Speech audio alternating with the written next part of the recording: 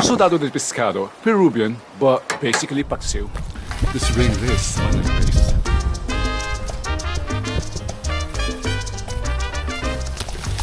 Please join me at the shed for some learning and fun. Good morning, kumusta kayo diyan? Salamat sa pagsama sa akin ngayon dito sa garden. Tayo ay magluluto ng paksiw. Pero hindi basta paksiw dahil ito ay mayroong kunting twist, mas restaurant level siya. At siya ay style Peruvian. Style Peruvian. Natingman ko ito nung pumunta ako doon sa Peru, sa Paracas. Parehong-pareho sa atin, pero ipakita ko lang yung pagkaiba. Ang pagkaiba ay ginigisa yung suka, yung sauce. Paandarin nga natin to. Okay. Ginigisa. At the same time, ano pa ba ang pagkaiba? Ginagamitan siya ng special na sile, which is the yellow sile. Hindi ako nakahanap ng Peruvian chili. That's why we're using this. Pareho lang. At ito ang talagang magiging diferensya sa ating Pinoy sa paksiw. Gagamitan siya na ito, binili ko siya ng coriander. Karamihan sa atin galit sa coriander dahil amoy sa bundaw, pero we need this dito sa ating dish na Peruvian paksiw. It's a Filipino paksiw done in the Peruvian way. By the way, in Peru, ang tawag dito ay Sudado de Pescado. Paksiw, sudado means pinawisan. O nga, nilagay lang yung isda, in-steam siya para pawisan. So, that's it. The same as paksiw. That's the name, yeah. Dalawa ang ating camera today. Another, what makes it special, gamitan natin siya ng tawag dito, nabatay. Nilipat ko pala yung kawali or sa itong kasirola, wala siyang apoy. So, lagyan natin siya dito. Olive oil. Look at that. Ito pang isang gagawin. Para mas maganda yung kulay niya, isama natin sa gisa itong dilaw na tawag dito, na sile. Tanggalin ang buto dahil maanghang yan. Isama ko sa stir fry yung sile. Yung isa, ipaibabaw ko na lang later. So, as always, wala tayong sandok dito.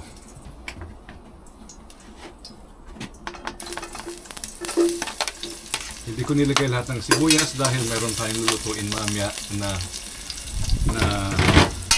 kangkong. Panoorin nyo rin yun ha, kangkong. That's from our harvest and it is Chinese this time. Chinese style. Yan. And then, isama na natin yung garlic.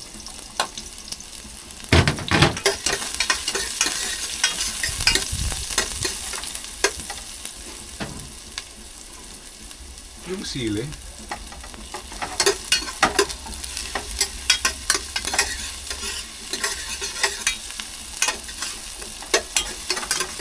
Now, the tomato.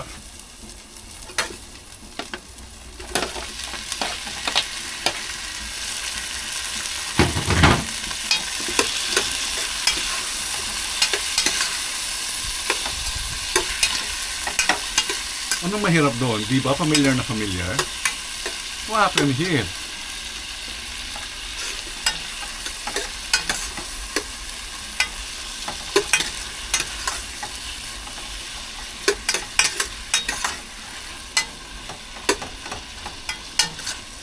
Namatay yung ating screen, I don't know. I hope it's it's recording. Now,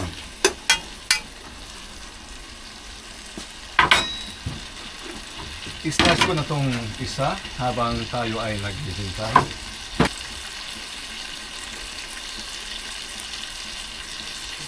Hindi slice, tatawag dito.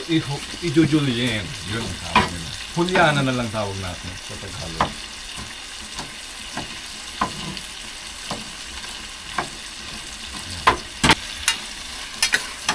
Nakikita ba sa camera? Now, kagaya ng paksiw, kailangan ng vinegar. Oy. 3 kutsara lang.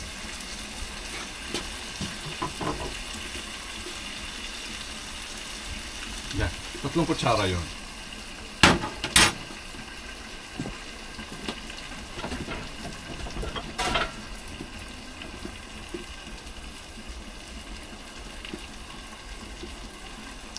Another version nito, ang pagdadagdag ng wine or beer. Huwag muna gawin ngayon. Next time. Tubig na lang muna tayo. 1/3. 1/3 na tubig.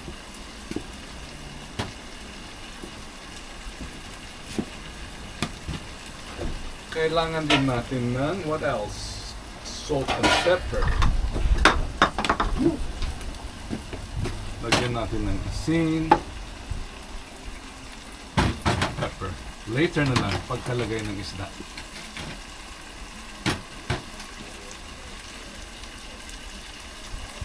Simple, di ba?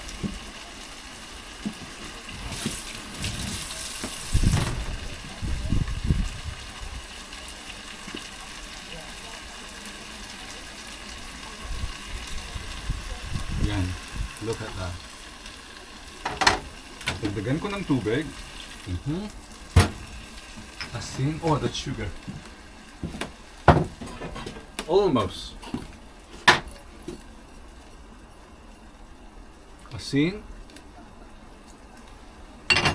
At paminta.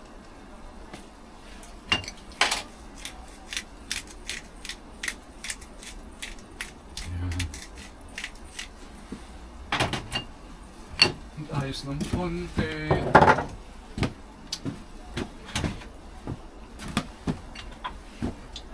Saka na natin ipaibabaw, steam yung isda.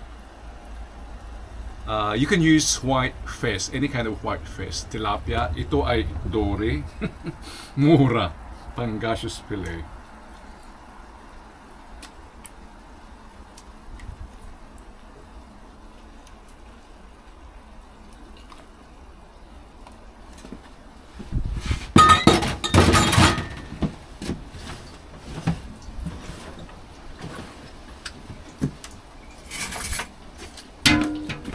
Ihalo ko na lang para maganda ang itsura.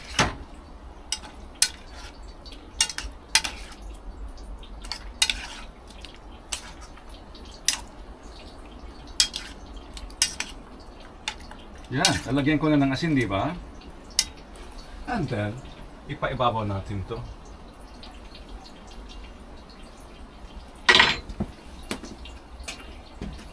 Takpat. Another. Limon.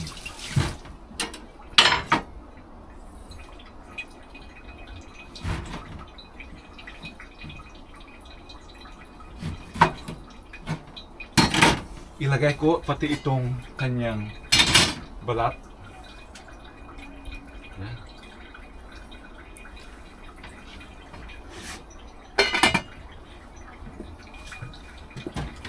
Mamaya, idadagdag ko itong coriander. Mamaya na yun. For the meantime, pwede tayo mag-relax muna. Give it around 5 minutes. See you later. Tikman nga natin. Ayan, this is after 4 minutes. Di ba ang ganda-ganda ng kulay? Yellow and red. Orangey. Ito rin yung kulay na nakita ko noon. Tikman natin.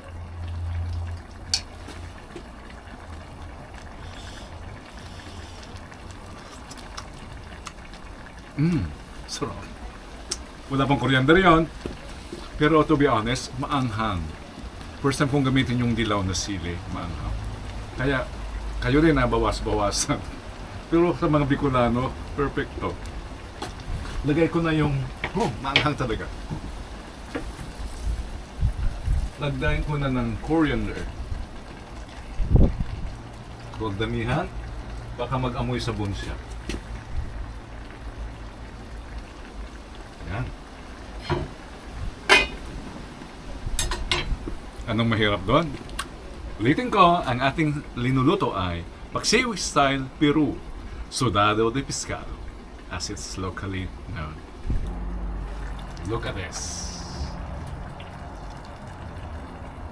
Ayan. I'm sure luto na. Tingnan nyo naman. Ayan. Sudado de Pescado, Paksiw style Peru. We'll be bringing this to Manang Grace. Kung hindi niya kakayanin ang anghang, dadalhin ko sa opisina at inggit ko sa aking mga colleagues na Indonesian at Colombian. Mabuhay ang pagkaing Peruan.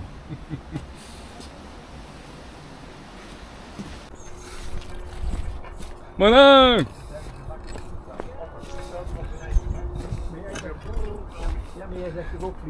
Sport. Waar is je paspoort? Manang, tikwa dito. Nag-imas at ako Ay, nag-asang Manang, di mo kaya dito. Heb je de Eiffeltoren in Parijs Peruan gezien? Paksiw. Heb je de Eiffeltoren in Parijs Doe je mesa. gezien? Mag ik je vakantie